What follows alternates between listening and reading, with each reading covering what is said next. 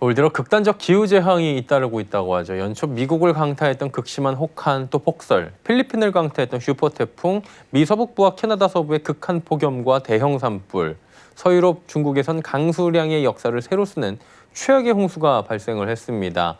극심한 기후변화가 원인이었고요. 특히 서유럽, 중국에서 발생한 대홍수는 기상학자들이 도저히 일어나기 어려운 정도의 강수량을 보였다라고 입을 모으고 있는 상황입니다.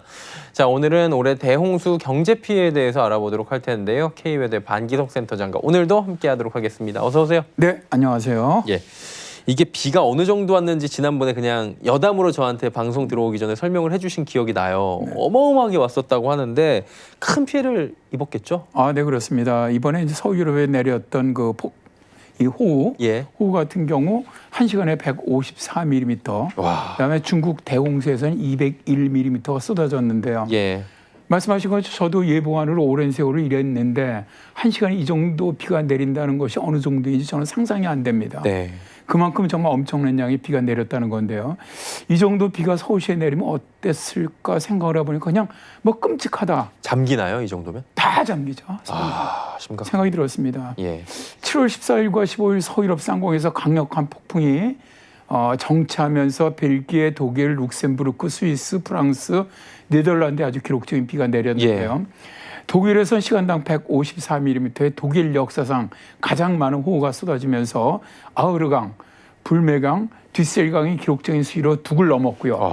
이로 인해서 여러 도시에 대피 명령 비상사태가 선포되었는데요. 물이 계속해서 하류로 흘러내리면서 댐 수용량을 초과하면서 정말 엄청난 피해가 발생을 했죠. 예. 가장 많은 인명피해를 기록한 곳은 독일로 180여 명의 사망자가 발생을 했고요. 벨기에도 40여 명의 사망자가 발생을 했는데요. 7월 29일 현재 유럽에서 확인된 사망자는 200명이 넘고요. 실종자 수는 160명 정도 되는 것으로 알려졌습니다. 독일 경찰은 피해가 가장 컸던 서부 라인란드 팔츠주에서만 최소한 110명이 숨지고 670명이 다쳤다고 밝혔는데요. 예. 또 벨기에 남부와 동부의 주로 고속도로는 다 침수가 됐고 모든 철도 운행이 다 중단됐습니다. 큰강 유역은 대비가 어느 정도 됐는데 지천 혹은 소하천에 대한 관리가 없다 보니까 짧은 시간에 범람 또 침수가 일어나면서 정말 엄청난 인명과 재산 피해가 발생을 했죠. 이번 대홍수로 무너진 교량과 철도 도로 복구비, 그러니까 다른 거 말고요. 요것만도 약 2조 7천억 원이 소요될 것으로 예측되고 있고요. 예. 독일 보험업계에서는 독일의 일부 주에서만 또 홍수피해 보상 지급액이 최대 6조 6천억 원 정도 될 것으로 예상을 하고 있습니다. 예. 와, 이게 진짜 상상하기 어려운 피해라고 생각이 들고요. 독일에서도 예상을 당연히 못했을 텐데 정상 범위를 넘어선 거잖아요. 이건 뭐 기후변화 영향이 크겠죠? 이번에 이제 서유럽에서 발생한 그 대홍수의 기압 패턴을 예. 보면 말이죠. 작년 우리나라 장마 때의 기압 패턴과 상당히 비슷해요.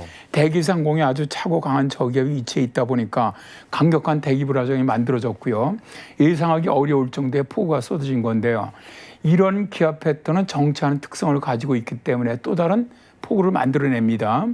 1차 폭우가 정말 그 엄청난 피해가 채 가시기도 전인 24일에는 벨기에 심한 폭우가 쏟아지면서 벨기에 역사상 가장 많은 자동차가 탕류에 휩쓸려 떠나가는 피해가 발생했다고 해요. 예.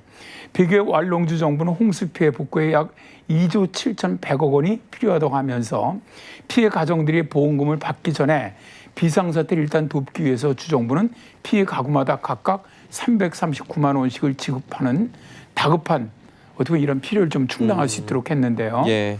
기후 전문가들은 기후변화로 인해서 이번 유럽의 경우와 같은 아주 대홍수는 앞으로도 더욱 강력해지고 잦아질 것이다 라고 경고하고 있습니다. 예, 지금 서유럽 쪽 말씀을 해주셨는데 중국도 뭐 못지않은 어마어마한 지금 비가 내렸었죠? 아, 네, 그렇습니다. 이번에 이제 중국 국가 홍수 가뭄 방지 총주의부가 있습니다. 예. 여기서 7월 28일 올 들어 연 인원으로 3,481만 명이 홍수 피해를 입었고 146명이 숨지거나 실종됐다고 하면서 7만 2천 채 가옥이 무너져 내렸고 직접적인 재산 피해는 약 21조 7,900억 원에 달한다고 밝혔습니다. 5월부터 6월 사이에 중국 남부 지역을 중심으로 126년 만에 대홍수가 먼저 있었고요. 예. 7월 17일부터 사흘 동안 허난성 정저우 지역에 617mm 폭우가 쏟아지면서 지하철에 갇힌 승객을 포함해서 300명 이상이 숨졌습니다. 그런데 이번 정저우의 홍수 예중에 그 특징적인 것은요, 시간당 201mm의 정말로 엄청난 폭우가 쏟아졌다는 겁니다. 모든 도시가 다 침수됐고요. 범람하면서 지하철 안에 객실까지 물이 차오르는 비극이 발생을 했는데요. 폭우로 허난성에서만 37만 6천 명이 대피를 했고 비 피해를 입은 수재민은 300만 4천 명에 달한다고 하는데요. 예. 허난성의 농작물 피해 면적은 9,721제곱킬로미터. 이 가운데 1,089제곱킬로미터는 농작물을 전혀 수확할 수 없는 상황이라고 합니다. 문제는 기후변화로 인해서 더 큰 경제적 피해가 예상된다는 건데요. 올 7월에 영국의 뉴캐슬 대학의 연구진은 유럽 대륙의 홍수 피해는 현재 매년 15조 8천억 원 정도의 피해가 발생을 하는데 세기 말에 가면은 매년 최대 64조 4천억 원의 비용이 들 수가 있다. 그리고 피해를 입은 사람들의 수가 약 35만 명으로 2배 이상 증가할 수 있다라고 주장을 했습니다. 예. 이런 대홍수가 독일과 중국만의 문제가 아니라 이게 우리나라 문제도 될 수가 있거든요. 정말 대홍수에 대한 방비가 꼭 필요하다고 봅니다.